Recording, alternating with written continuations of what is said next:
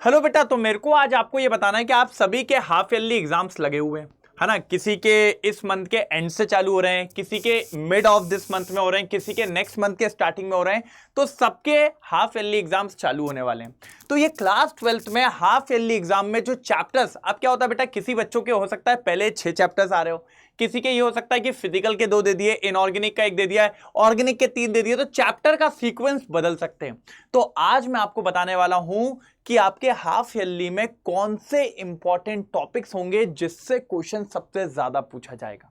तो ये वीडियो बहुत इंपॉर्टेंट होने वाली है बेटा, जो बोर्ड को सीरियस ले रहे हैं। बेटा एक बात याद रखना, जैसे आप पेपर देते हो ना, उन पेपर में आपके जो मार्क्स आते हैं ना, उसी से कॉन्फिडेंट बढ़ता है। ऐसा नहीं होता हाफ ईयरली में टपक गए, ऐसे 1 में, इन सब में टपक गए और बोर्ड्स में आप 30 मार्क का बन जाओगे। नहीं बेटा, हर पेपर में आपको क्या कहते हैं, परफॉर्म करना बहुत जरूरी है। जब तक आप परफॉर्म नहीं करते हो आपको कॉन्फिडेंट नहीं आता है। और मैं आपको बता रहा हूं, ये जो मैं टॉपिक्स बताऊंगा यही आपके बोर्ड्स में भी काम में आएंगे। तो प्लीज ध्यान से देखिएगा वीडियो। मैं हर चैप्टर के इंपॉर्टेंट क्वेश्चन बनाऊंगा हाफ ईयरली के, क्योंकि हो सकता है किसी बच्चों के ये चैप्टर्स आ रहे हैं, किसी के वो आ रहे हैं, तो मैं सबके यहां पर बताने वाला हूं। बस आपको 5 से 10 मिनट थोड़ा ध्यान लगा के यहां पर सुनना, ठीक है। चलिए, सबसे पहला चैप्टर आपका सोल्यूशन होता है बेटा। सोल्यूशन चैप्टर मैं आपको लिख के देता हूं, यहां से एक न्यूमेरिकल कंफर्म्ड है, और वो न्यूमेरिकल भी मैं आपको बता रहा हूं, वो या तो आपका पूछा जाएगा कॉलिगेटिव प्रॉपर्टी से या तो हेनरीज लॉ से, लेकिन चांसेस है कि वो कॉलिगेटिव प्रॉपर्टी से 90% पूछा जाएगा। बेटा मैंने फिजिकल केमिस्ट्री, इनऑर्गेनिक केमिस्ट्री और ऑर्गेनिक केमिस्ट्री के 1 शॉट्स करवाए हुए हैं। आप विद्या नीर अड्डा चैनल पे जाएंगे, आपको मिल जाएंगे, वहां से आप इन सारे टॉपिक्स को कवर कर सकते हो, या मैं लाइव भी लेता हूं तो वहां पे भी आपको पढ़ाता हूं। तो बस आप जुड़े रहो यार, किसी ना किसी वे में आपको पूरी तरीके से सारी केमिस्ट्री करवाई जा रही है। अब अगर आप ध्यान से देखो, ध्यान से अगर आप देखो, तो सबसे इंपॉर्टेंट मैंने क्या बोला, 90% चांस है कि कॉलिगेटिव प्रॉपर्टी से एक न्यूमेरिकल आएगा। अब इसमें आपको 4 कॉलिगेटिव प्रॉपर्टी मिलती है। पहली होती है भैया relative lowering of vapour pressure, दूसरी होती है एलिवेशन इन बॉइलिंग पॉइंट, तीसरी होती है डिप्रेशन इन फ्रीजिंग पॉइंट, और चौथी होती है ऑस्मोटिक प्रेशर। बेटा इन चारों पे क्वेश्चन आता है, वेंट ऑफ फैक्टर को भी इंक्लूड करके चलो। फिर हेनरीज लॉ के एप्लीकेशन और हेनरीज लॉ पढ़ना बहुत जरूरी है। इधर से एक रीजनिंग वाला क्वेश्चन बन जाएगा बेटा, चांसेस बहुत है इधर से एक रीजनिंग वाला क्वेश्चन, है ना, रीजनिंग वाला क्वेश्चन बन सकता है। उसके बाद आइडियल नॉन आइडियल क्या होता है, इसकी कैरेक्टरिस्टिक्स पूछ सकता है, या फिर सबसे इंपॉर्टेंट इसके एग्जाम्पल बेटा। और एनसीईआरटी में जो एग्जाम्पल्स हैं बस वही आपसे पूछे जाएंगे, उसके अलावा कुछ भी नहीं। ये बहुत इंपॉर्टेंट है बेटा, ठीक है। तो सॉल्यूशन में आपको मेजरली इन टॉपिक पर अगर आपने कमांड कर लिया, आपका काम हो जाएगा, जंग जीत लोगे, कोई दिक्कत की बात नहीं है। अगला आता है इलेक्ट्रोकेमिस्ट्री। यहां से भी एक न्यूमेरिकल कंफर्म है, कोई नहीं रोक सकता भैया। मैं तो कहता हूं कभी कभी 2 भी आ जाते हैं, लेकिन एक तो कंफर्म है, और हाफ ईयरली में तो 2 के चांसेस है। मैं तो ये बता रहा हूं बोर्ड्स के हिसाब से आपको, ठीक है। अब अगर मैं आपसे बोलूं तो बेटा नर्स्ट इक्वेशन, मेरे 4 दिल वाले फॉर्मूले हैं यहां पे। हाँ, कौन से 4 दिल वाले फॉर्मूलेज हैं। जब भी मैंने नर्स्ट इक्वेशन तो आपको मैंने पढ़ाया है, यहां पे 4 दिल वाले फॉर्मूलेज पे से 2 क्वेश्चन आपको मिल जाएंगे हाफ ईयरली के अंदर, अगर ये चैप्टर आ रहा है, और बोर्ड्स में एक क्वेश्चन कंफर्म है। फिर एक क्वेश्चन कोलराइश लॉ के न्यूमेरिकल पे भी आएगा, ठीक है। और कोलराइश लॉ के अंदर ही आप कंडक्टिविटी और थोड़ा सा सेल कांस्टेंट वाला टॉपिक भी आप देख लेना। फिर बैटरीज पे एक क्वेश्चन कंफर्म है, और सबसे इंपॉर्टेंट हो सकता है लेड स्टोरेज बैटरी। मैंने अभी पढ़ाया है इसको इस चैनल पे। लेड स्टोरेज बैटरी या यूजेस ऑफ बैटरीज जरूर पढ़ लेना बेटा, कि कौन सा कहां पर यूज होता है। फिर इफेक्ट ऑफ डाइल्यूशन, इसका जो ग्राफ बनता है आपका वो बहुत इंपॉर्टेंट है। वीक इलेक्ट्रोलाइट स्ट्रॉन्ग इलेक्ट्रोलाइट का मोलार कंडक्टिविटी विथ डाइल्यूशन या फिर कंसंट्रेशन के साथ जो ग्राफ बनता है उस पर क्वेश्चन कंफर्म आता है। तो ये इलेक्ट्रोकेमिस्ट्री है जो बहुत इंपॉर्टेंट है बेटा, और ये हाईएस्ट स्कोरिंग चैप्टर भी होता है, हाईएस्ट मार्क्स का पूछा जाता है बोर्ड्स में, इसीलिए इसको हल्के में मत लेना। नेक्स्ट आता है केमिकल काइनेटिक्स, एक न्यूमेरिकल कंफर्म्ड है। तो देखिए बेटा 3 न्यूमेरिकल वाले चैप्टर्स बता दिए मैंने, यहां से न्यूमेरिकल आएगा, लिखवा लो लिखवा लो। हाफ ईयरली में तो 2 के चांसेस है तीनों से, नहीं तो आपके बोर्ड में एक तो आना ही है, और वो कहां से है, सबसे ज्यादा चांसेस 90% फर्स्ट ऑर्डर से। फिर एक्टिवेशन एनर्जी से भी एक न्यूमेरिकल के चांसेस है, इसमें भी आप मान लीजिए 75 to 80%। और इसमें तो भैया उसके अंदर वो देखना चाहता है कि आपने टेम्परेचर को केल्विन में रखा है कि नहीं रखा है, फिर कैलकुलेशन के तो आधे नंबर हैं लेकिन पूरा वही खेल हो जाता है। फिर ऑर्डर ऑफ रिएक्शन कैसे निकालते हैं, कभी कभी रेट लॉ की डेफिनेशन पूछ लेता है, ऑर्डर ऑफ रिएक्शन निकालने को कह देता है, और बेटा इसके ग्राफ्स भी इंपॉर्टेंट है। तो ये मैं वो टॉपिक्स बता रहा हूं जिसमें आपका काम हो जाएगा बेटा बहुत बढ़िया तरीके से, मार्क्स एकदम झमाझम आ जाएंगे, बोले तो एकदम कतई जहर। लिखो एक बार कमेंट में। चल अब आता है डी एंड एफ ब्लॉक। मैं कहता हूं बेटा बोर्ड में मेरे 5 नंबर खाने वाला यही चैप्टर है, और वो 5 नंबर खाने वाला टॉपिक कौन है, सबसे ऊपर ही दिख रहा है, KMnO4 K2Cr2O7। ये बहुत अच्छे ऑक्सीडाइजिंग एजेंट होते हैं, इनकी रिएक्शन वाला क्वेश्चन आता है, तो सबसे पहले तो इन्हीं को घोट देना, क्योंकि चांसेस है 90% क्वेश्चन यहीं से बनेगा। यहां से न्यूमेरिकल नहीं होता बेटा, या तो रिएक्शन बेस्ड क्वेश्चन या तो रीजनिंग बेस्ड क्वेश्चन। फिर लेंथोनाइट कॉन्ट्रैक्शन एंड एक्टोनाइट कॉन्ट्रैक्शन पे बात कर लेते हैं वो लोग आपसे, बहुत ईजी है, 4F की पुअर शील्डिंग, 5F की पुअर शील्डिंग।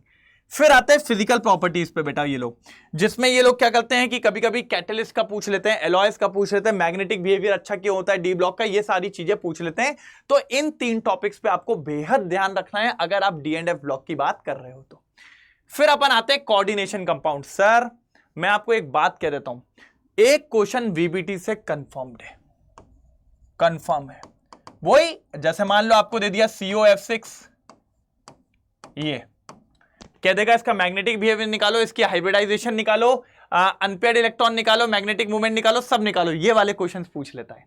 ठीक है, बहुत इंपॉर्टेंट होता है यहां पर पेयरिंग और जो अनपेयरिंग होती है वो सारी चीज जो CFT के अंदर आप पढ़ते हो, तो वो यहां से पूछ लेता है कि कहीं पर आपका D5 कॉन्फ़िगरेशन है, स्ट्रॉन्ग लिगेंड है या वीक लिगेंड है, तो बताइए T2G में कितने इलेक्ट्रॉन होंगे, EG में कितने इलेक्ट्रॉन होंगे। मैंने पूरा कराया है भाई, एकदम बच्चों वाली चीज है ये, और एकदम धड़ धड़ आपको मार्क्स मिलते चले जाते हैं।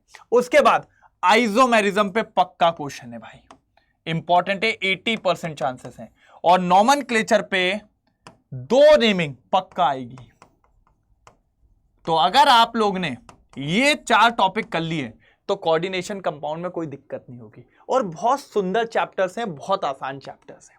ठीक है, अगला देखिए हेलो अल्केन हेलो अरीन्स, सबसे इंपॉर्टेंट SN1 और SN2।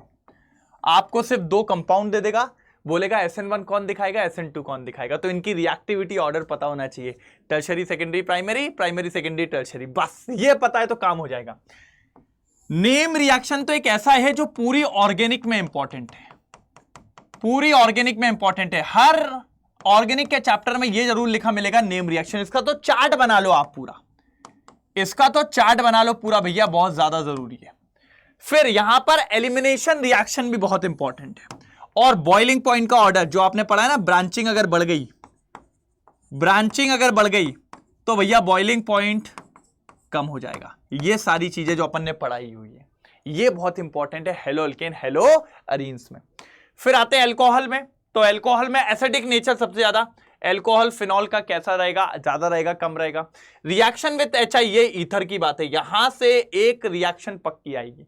Preparation of alcohol with alkyne, जहां पर आपका मार्कोनिकॉफ रूल और एंटी मार्कोनिकॉफ रूल आ जाता है लड़ाई करने, तो वो इंपॉर्टेंट है। नेम रिएक्शन मैंने कहा ही है, और बेटा इसके अंदर जितने भी टेस्ट हैं, चाहे वो अल्कोहल फिनॉल के साथ का टेस्ट हो, चाहे वो आपका यहां पर ल्यूकास टेस्ट हो, दोनों की बात कर रहा हूं मैं, कोई दिक्कत की बात यहां पर मेरी नहीं आने वाली है। ठीक है, तो ये अल्कोहल चैप्टर के बारे में।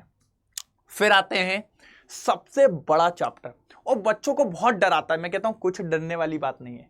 सबसे पहले तो आप एक काम कर लो, एल्डिहाइड कीटोन कार्बोक्सिलिक एसिड के सारे डिस्टिंग्विश टेस्ट पढ़ लो, नेम रिएक्शन पढ़ लो, ओजोनलाइसिस पढ़ लो, जो कि अपन पढ़ाते हैं किसके अंदर बेटा, अपन पढ़ाते हैं फिनॉल के अंदर भी, है ना, अल्कोहल के अंदर भी अपन पढ़ाते हैं, है ना, आसानी से पढ़ाते हैं क्योंकि बहुत ईजी है और काम की है ये रिएक्शन। ठीक है, उसके बाद सर जी ये जो लिखा है ना, ये रिंग्स नहीं है ना, शादी वादी की बात नहीं हो रही है, ये RMGX है। ठीक है, RMGX के साथ रिएक्शन हम देखते हैं ना, एल्डिहाइड का कराते हैं तो हमें प्राइमरी अल्कोहल मिल जाता है, कीटोन का कराते हैं तो सेकेंडरी अल्कोहल मिल जाता है। इस तरीके से हमारी चीजें चलती रहती है और कोई दिक्कत की बात कहीं से कहीं तक नहीं होने वाली होती है। ठीक है, चलो आगे चले, आगे चले, आगे चले। अरे यार सर जी RMGX की रिएक्शन अगर आप मिथेनॉल से करवा रहे हो तो प्राइमरी अल्कोहल, और कोई भी बड़े एल्डिहाइड से कराओगे तो सेकेंडरी अल्कोहल, और RMGX की रिएक्शन अगर कीटोन से कराओगे तो टर्शरी अल्कोहल। भूल गए क्या यार, क्या कर रहे हो यार भाई तुम लोग यार। ठीक है, रीजनिंग बेस्ड क्वेश्चन पूछे जाएंगे, पक्की बात है। और ये एसिडिक नेचर ये कंफर्म है, किसका पूछा जाएगा, कार्बोक्सिलिक एसिड का। और यहां पे भी आपको याद रखना है, जो इलेक्ट्रॉन विड्रॉइंग ग्रुप होते हैं वो एसिडिक स्ट्रेंथ को इंक्रीज करते हैं। ये इंपॉर्टेंट है सबसे ज्यादा लाइन, जो आपको लास्ट वाले में मिलेगी, तो आपका काम सटीक हो जाएगा। ठीक है, फिर आते हैं अमीन्स। तो अमीन्स में सबसे इंपॉर्टेंट है डाइजोनियम। पानी में मिले तो लगे पानी जैसी, इसकी कई सारी रिएक्शन है। इससे क्या नहीं बना सकते सर, सब कुछ बना सकते हैं, सब कुछ बना सकते हैं। फिर आगे नेम रिएक्शन तो सब जगह चल रहा है। डिस्टिंग्विश टेस्ट किसका, प्राइमरी अमीन, सेकेंडरी अमीन और टर्शरी अमीन, जिसमें कार्बल अमीन आता है, HONO टेस्ट आता है, हिंसबर्ग टेस्ट आता है, तो ये सारे टेस्ट इसके अंदर आते हैं।